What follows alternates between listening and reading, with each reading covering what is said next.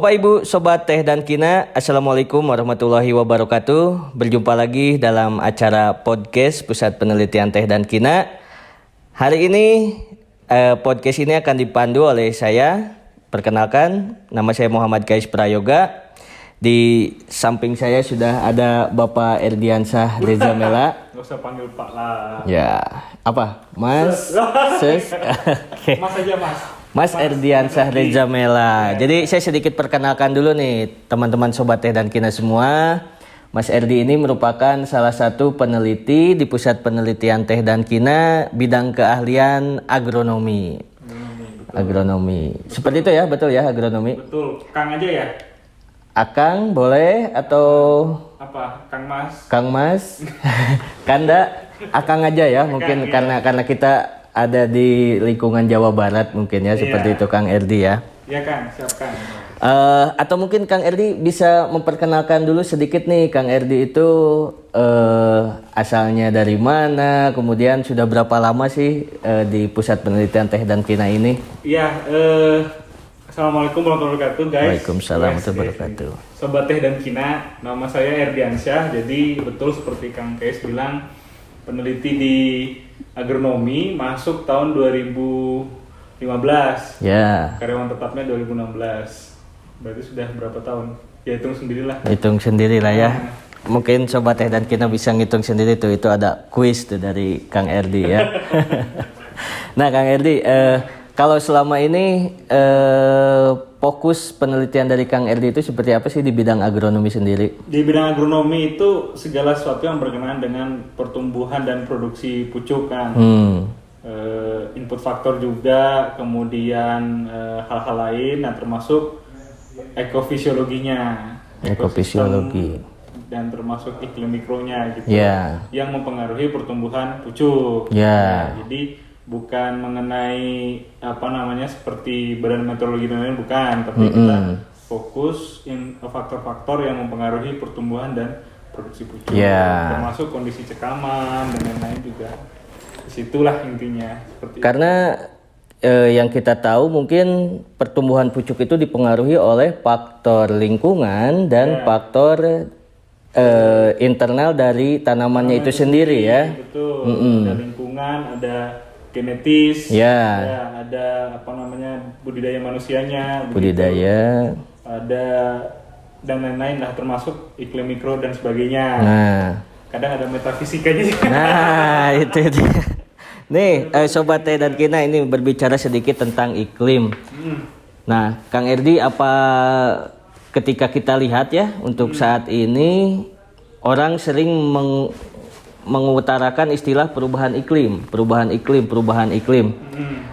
Memang sih yang kita rasakan juga sekarang seperti curah hujan menjadi lebih tinggi, kemudian kita sulit untuk memprediksi sekarang itu musim hujan atau musim kemarau gitu kan. Nah itu kecuali Rara ya.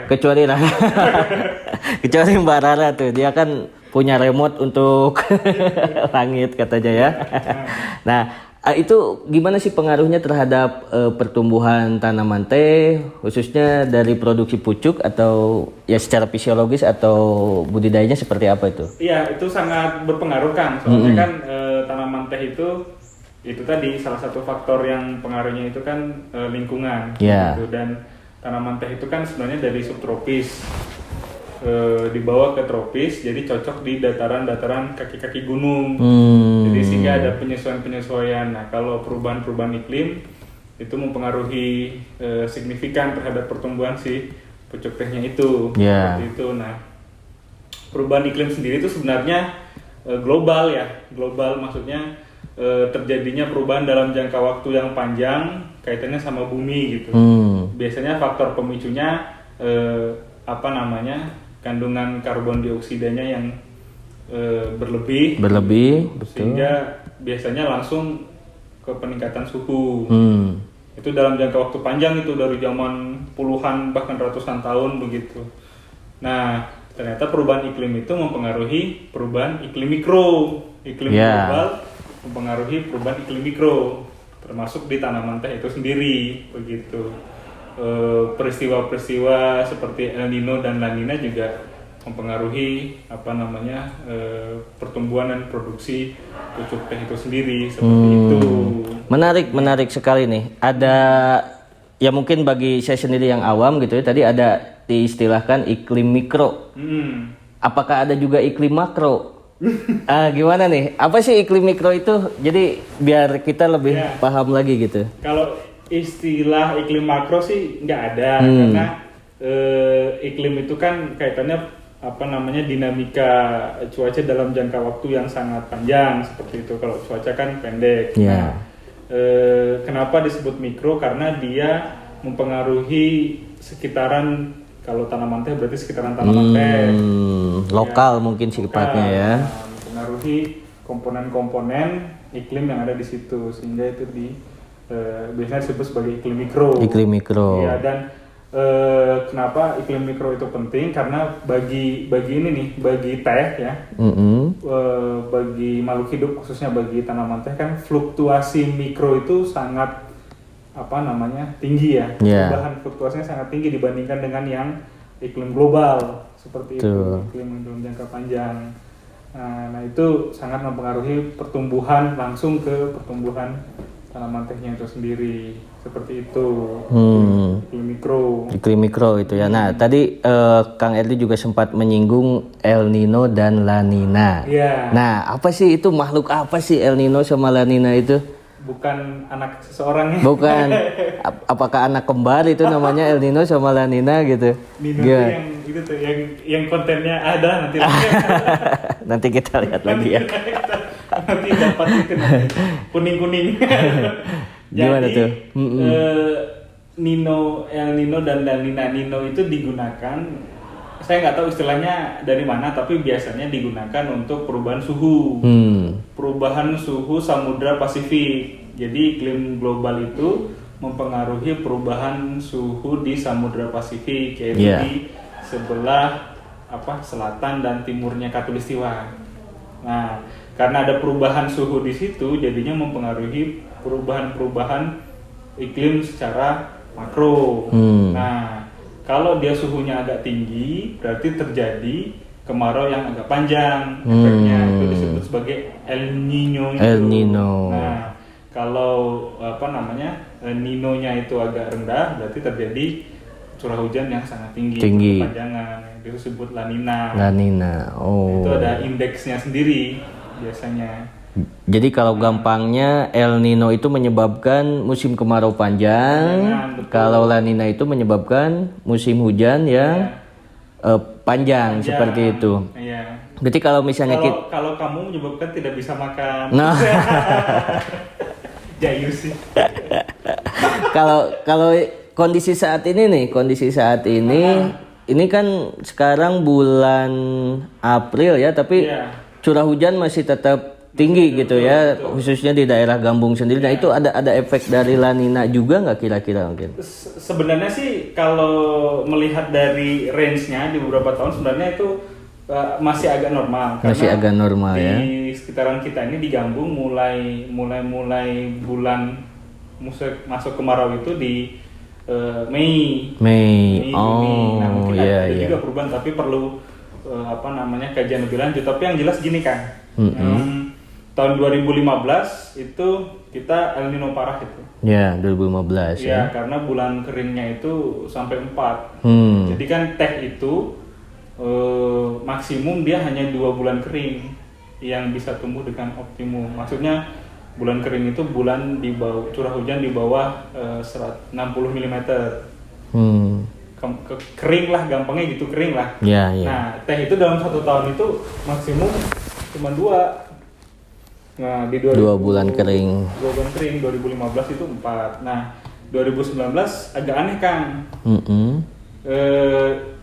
Kalau curah hujan tahunan, artinya jumlah air yang jatuh ke tanaman teh per tahun itu 2015 lebih kecil daripada 2019. Cuman masalahnya kenapa 2019 itu juga parah kekeringan yang kemarin. Rupanya kalau dilihat distribusi bulannya di 2019 bulan kering, walaupun curah hujan tahunannya tinggi. Bulan keringnya tuh 5. Jadi yang paling penting sebenarnya itu bulan kering di tanaman teh itu. Bukan total curah hujan ya. Curah hujan tahunan. gitu. Curah hujan tahunan juga penting. Yeah. Tapi juga lebih dilihat ke distribusi bulan keringnya. Nah, itu 2015, 2019 kita agak terkena itu tuh. Itu efeknya apa tuh? Dampak ke tanaman tehnya? Perlambatan pertumbuhan. Terutama pucuk. Yeah. Karena daun-daun ininya gugur lebih cepat, daun-daun pemeliharaannya gugur lebih cepat gitu. Jadi sehingga stres ya. Nah, ini penting nih. Pohon pelindung penting ternyata. Pohon pelindung. Untuk mengantisipasi itu. Untuk mengantisipasi kemarau. Gitu. Nah, kita juga ini nih coba ya, walaupun belum mewakili, tapi kita coba data 10 tahun terakhir. Kita coba merata-ratakan berapa bulan kering di Gambung. 10 tahun terakhir berarti dari 2011 sampai 2021. Yeah. Nah, ternyata sudah dirata-rata per bulan kering di Gambung ini naik ternyata, Kang. Dulu kan cuma 2 bulan. Kalau orang-orang dulu bilangnya, dulu tuh sangat susah cari matahari yang ini kabut-kabut gitu kan. Nah, ternyata sudah dirata-rata bulan kering kita jadi 2,5. Trennya cenderung naik gitu ya. Iya. Trennya. Padahal maksimum kan cuma 2. Maksimum 2. Padahal kita di bawah Gunung Tilung. Kaki gunung ya. 1.300 meter jadi naik gitu. Apakah itu memang pertanda efek dari perubahan iklim itu atau? Ya memang perlu kajian lebih komprehensif. Cuman data yang kita kumpulkan, yang kita rasakan seperti itu. Seperti itu. Jadi memang bahaya ya bulan kering itu ya. Bahaya. Kita sulit belanja juga. Sulit mandi. Karena bulan kering, jadi pendapatan pun kering begitu ya. Karena pucuk kering. Pucuk kering. Nggak ada, larinya ke situ. Larinya ke sana. Nah, itulah fenomena-fenomenanya. Fenomenanya seperti itu ya. Betul. Kalau dulu ada istilah ya, kita sering nyebut itu Asep Okmar. April, September, Oktober, Maret. Nah, itu kan kalau Oktober sampai Maret itu waktunya hujan tuh. Kalau kata orang Jawa itu Oktober oke sumber. Oke sumber. Nah, ketika April sampai September itu adalah musim kemarau gitu ya. Nah, kalau sekarang kan prediksi itu seolah-olah udah jadi, sangat sulit ya dulu untuk kan kita ada kalender tanam. Ya, untuk di tanaman palawija gitu kan, Pranata Mangsa. Sekarang tuh kayaknya susah ya gitu tuh ya. Kita bilang besok kering, rupanya masih ada gitu. Terus kemudian prediksi-prediksi itu kira-kira gimana tuh? Kalau prediksi kemarin kalau BMKG mengeluarkan prediksi indeks Nino, tadi indeks yang dipakai untuk menilai El Nino atau La Nina tadi. Kalau di 2022 sampai dengan sekarang prediksinya itu belum ada kecenderungan ke El Nino yang begitu kuat gitu. Jadi masih pada kisaran 0. Artinya iklim masih curah hujan masih pada kisaran yang normal. Gitu. Memang awal bulan akan ada pergerakan sedikit ke La Nina. Jadi grafiknya ke bawah, tapi intensitasnya menurut prediksi BMKG itu lemah. Dan nanti balik lagi di 0. Artinya tidak sampai El Nino yang kuat. Gitu. Nah tadi kan kita berbicara tentang bulan kering ya. Itu maksimal dalam 1 tahun untuk tanaman teh itu harusnya adalah 2 bulan ya. Nah sekarang kalau misalnya bulan basah tuh, ada nggak minimal maksimalnya untuk tanaman teh? Nggak ada ya? Nggak ada kriteria. Hanya ada curah hujan saja. Jadi maksimal, optimal lah bukan maksimal. Jadi 4.000 mm per tahun. Kalau lebih dari itu kira-kira ada efek? Efeknya takutnya ke sini kan. Yang pertama itu karena di kaki gunung, jadi takutnya kabut berkepanjangan sehingga kita tidak bisa mendapat sinar matahari efektif atau active radiation yang efektif untuk pertumbuhan pucuk. Kan semua tanaman kan rata-rata kalau nggak salah 5 jam itu. Nah nanti kalau berkepanjangan kan nggak dapat sinar matahari cukup untuk pertumbuhan pucuk. Efek yang pertama. Lalu yang kedua efeknya itu ini. Kelembapan kan jadi tinggi, jadi hampir 100%. Betul. Nah penyakit banyak klon-klon yang tidak tahan seperti klon-klon dulu, klon-klon TRI. Itu bahaya kan, karena penyebaran penyakitnya, jamur-jamur patogennya itu sangat cepat ya. Itu kalau secara fisiologi sendiri nggak terlalu ini mungkin ya. Fisiologis tuh itu yang ditakutkan, yang dikhawatirkan tidak bisa mendapatkan sinar matahari yang full. Tadi ya sinar matahari ya. Sehingga betul. Kan pertumbuhan itu ada laju perombakan sama laju penumpukan. Betul. Nah, dia bisa tumbuh pucuk kan karena ada perimbangan. Takutnya laju penumpukan itu terlalu besar. Perombakannya nggak ada, jadi pucuknya malu-malu. Iya.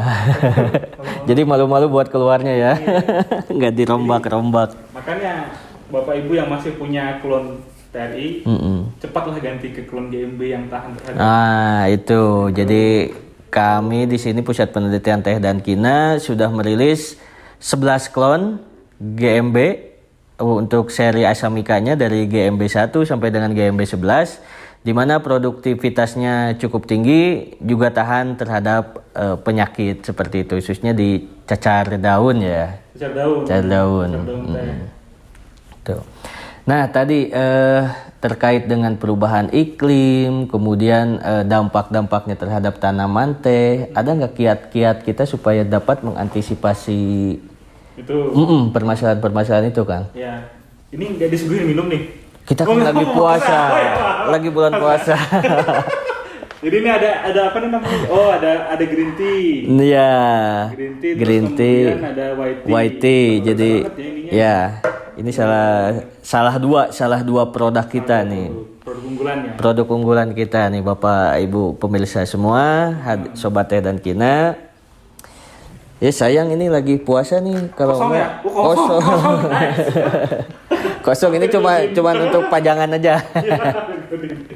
Karena bentar lagi jam 12, jadi masih ada beberapa jam lagi menuju buka puasa. Tetap semangat ya. Jam kritis nih. Ini jam kritis. Jam kritis. Jadi lupa. Oh, aduh, ya kiat-kiatnya. Yang pertama itu sebenarnya kesehatan tanaman paling utama kan. Jadi kalau kesehatan tanaman nutrisinya cukup ya, kemudian dia bisa tumbuh dengan optimum. Daun-daunnya kuat, kemudian tidak akan, dia masih ada cadangan energi lah pada saat terjadi perubahan iklim tersebut. Nah kalau tanaman yang nggak sehat, apalagi pupuknya tidak ini, kan dia nggak akan kokoh. Nggak akan kuat ya. Jadi kalau manusia imunnya mungkin ya. Imunnya. Itu yang pertama. Lalu yang kedua, nih kalau di teh tebal daun pemeliharaan gitu. Tebalan daun penyangga, daun-daun teh yang di bawah itu guys, kan ada pucuk, ada daun yang di bawah. Itu harus betul-betul pada saat musim hujan itu diperkuat, dipertebal. Jangan memetik kandas sehingga mengkandaskan daun yang di bawahnya itu. Jadi pada saat dia kemarau itu dia sudah kuat begitu. Terus yang selanjutnya ini bisa dengan bahan organik juga. Karena kan bahan organik itu menjaga kelembapan tanah ya. Minimal kalau di tanahnya itu kita cegah penguapan tanah yang berlebihan itu dengan salah satunya dengan bahan organik. Nah, lalu pohon pelindung tadi, jangan ya, kita lihat situasi. Kalau pada kebun teh yang memang dataran tinggi banget, boleh pohon pelindungnya jarang begitu ya. Tapi kalau pada kebun teh yang dataran rendah dan memang itu langganan kemarau, ya dirawat pohon pelindungnya. Pohon pelindung tetap dirawat. Jadi pada saat hujan itu di rek tuh bahasa ininya apa ya? Topping. Di topping, ya. Topping, jadi pas kemarau dia jadi, jadi apa? Memayung. Jadi terubus. Jadi tumbuh kembali. Tumbuh kembali ya. Jadi dapat menaungi teh-teh yang di bawahnya, seperti itu. Baik, Bapak Kang Erdi, Kang Erdi, terima kasih banyak atas waktunya. Mungkin ada kata-kata penutup nih dari Kang Erdi buat para Sobat Teh dan Kina semua atau para planters untuk menghadapi perubahan iklim ini seperti apa? Mungkin ada kata-kata penutup atau mangga.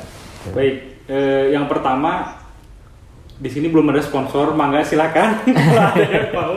Ini masih kosong guys. Masih kosong. Itu cuman muri sama ini produk kami. Kalau ada mau tiba-tiba di sini silakan. Kami membuka endorse ya. Membuka endorse. Harga terjangkau insya Allah. Yang kedua gini, yang penting kesehatan tanaman dijaga. Kesehatan tanaman tadi. Ya memang sekarang banyak pergulatan, orang bilang lingkaran setan ya. Mana duluan harga produksi atau atau kualitas gitu, karena kan kualitas nggak bisa tercapai kalau nggak ada pupuk gitu. Wah, udah azan guys.